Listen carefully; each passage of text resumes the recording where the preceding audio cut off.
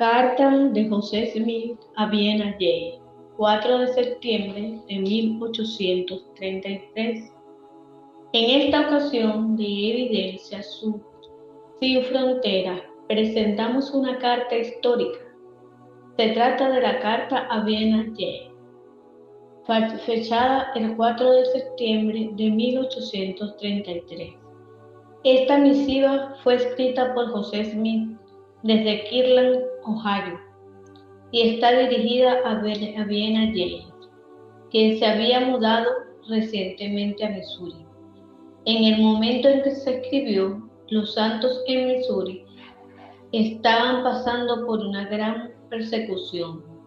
La carta ofrece un valioso vistazo a la persecución y el anhelo de José Smith por el bienestar de su pueblo.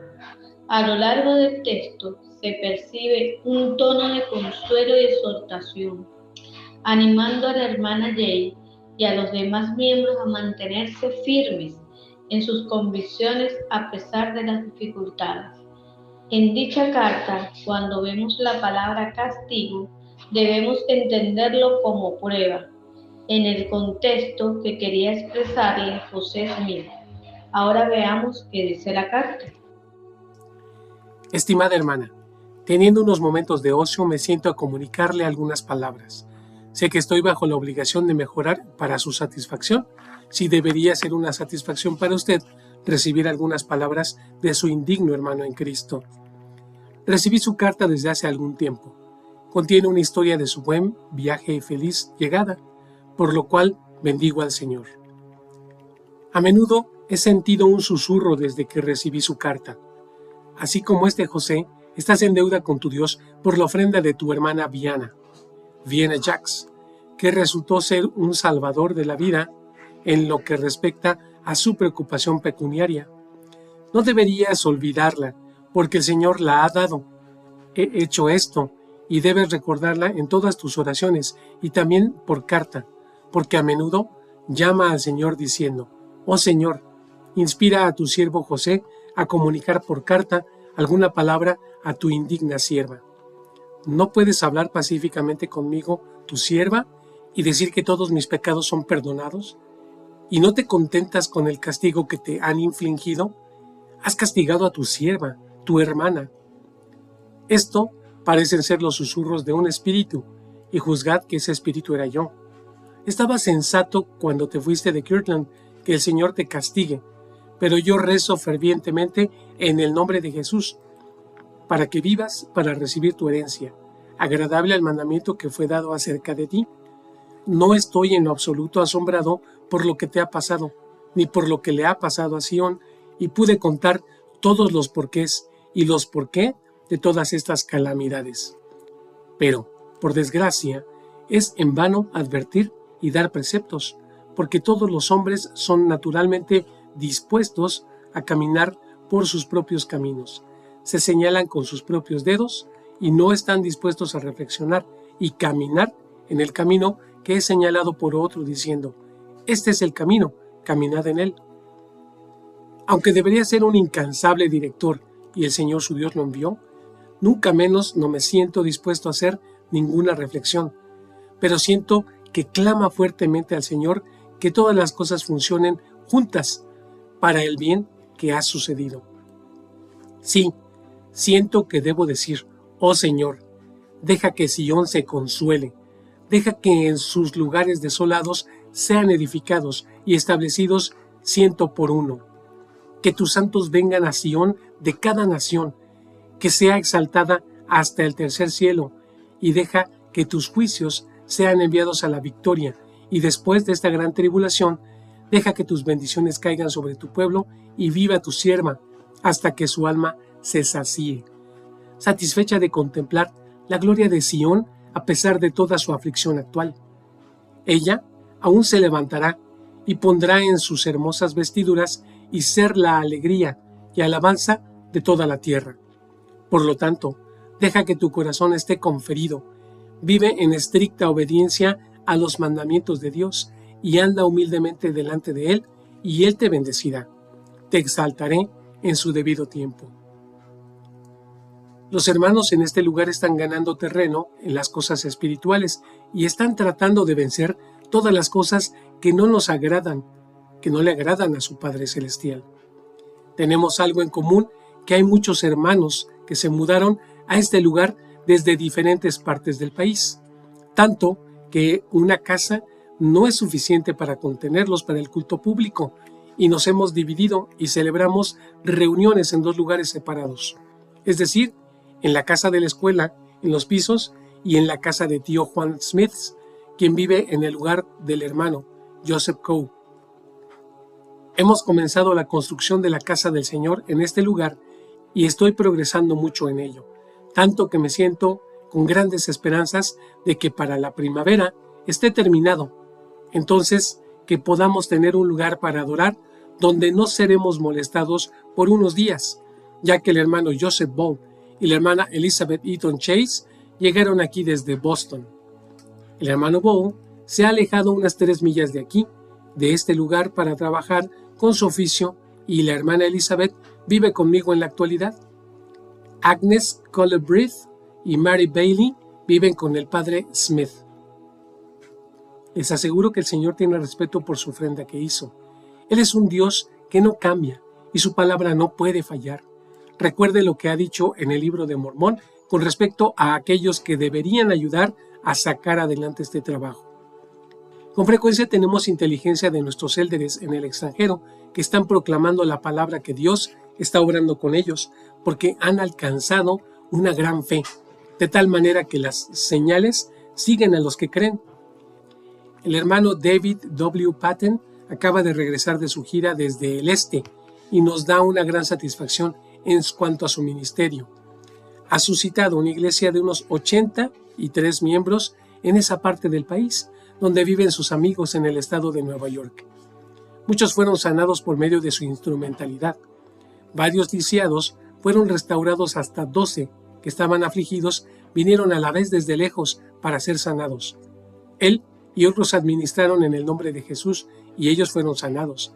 Así que ustedes mirad que los obreros de la viña del Señor estén trabajando con todas sus fuerzas mientras dura el día, sabiendo que pronto llegará la noche en la que ningún hombre puede trabajar. Deseo que le digas al hermano Edward Partridge que recibimos su carta del 13 de agosto, dirigida al hermano Frederick J. Williams, solicitando una explicación sobre el plano de la casa que se va a construir en Sion, y también del City Plat, que el hermano a quien hemos enviado recientemente a Sion dará para darles toda la información que necesitan al respecto. Tengo poco tiempo para escribir en este momento. Estoy trabajando en la casa del Señor con mis propias manos. Por lo tanto, debo despedirme de ti y me suscribo a tu indigno hermano en Cristo. Amén. Firma Joseph Smith Jr. El 11 de septiembre en Independence, condado de Jackson, Missouri. Consistencia doctrinal. La carta hace referencia a pasajes de la Biblia, Isaías, Romanos, Juan, el libro de Mormón y revelaciones recientes de doctrinas y convenios, aunque no los menciona por su nombre, lo que demuestra una consistencia teológica con el cuerpo de doctrina que José Smith estaba revelando en ese momento. ¿Podría ser un engaño? Es muy poco probable que la carta sea un engaño. Los opositores de José Smith lo critican por otras razones: poligamia, la naturaleza de sus visiones, etc. Pero la autenticidad de sus cartas personales no solían ser un punto de debate. La carta forma parte de un extenso archivo de documentos históricos que incluye diarios, minutas de reuniones y otras correspondencias. Esta carta, como parte del conjunto de documentos estudiados por historiadores, presentan una imagen de un hombre complejo, pero consistente, dedicado a la causa en que él creía que Dios le había encomendado. No hay evidencia de esta carta en particular haya sido fabricada, la cual se conserva el original. En resumen, esta carta sirve como una evidencia del carácter de José Smith, como un líder religioso que se preocupa profundamente por su gente y su fe, y no como una evidencia para apoyar las acusaciones de sus opositores. Es un testimonio de un hombre que, a través de sus propias palabras, se muestra como un siervo de Dios. Reflexión final. La lectura de esta carta nos permite conectar directamente con el pasado, siendo las preocupaciones y esperanzas de quienes vivieron estos momentos históricos.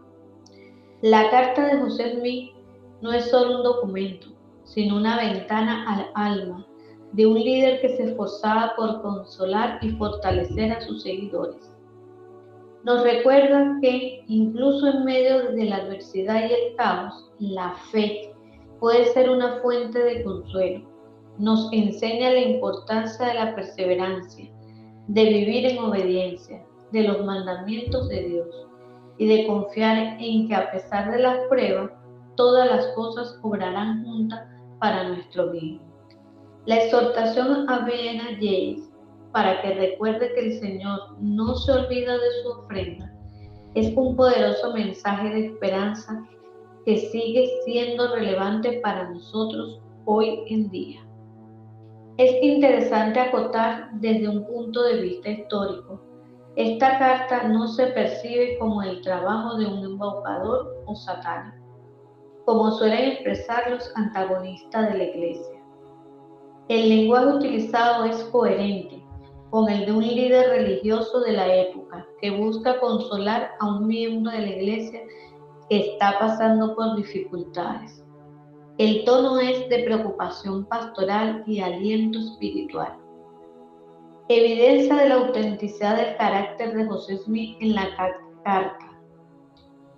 Preocupación genuina. La carta muestra una preocupación sincera por Ben a James y su aflicción actual, así como por las dificultades de los santos de Missouri. La forma en que José Smith se refiere a los susurros de un espíritu de la hermana Viena y su deseo de que Dios la consuele muestra una conexión espiritual y personal, no un distanciamiento o manipulación. Humanidad y vulnerabilidad.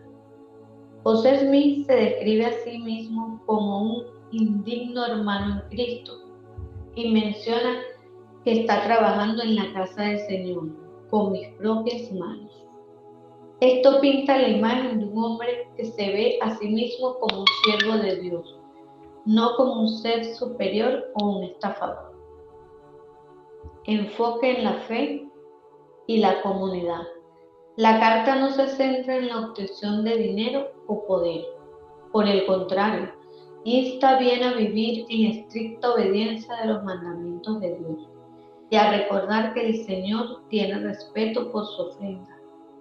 Habla de la unidad de la iglesia, de cómo los hermanos en Cleveland están ganando terreno en las cosas espirituales y se están reuniendo en dos lugares diferentes.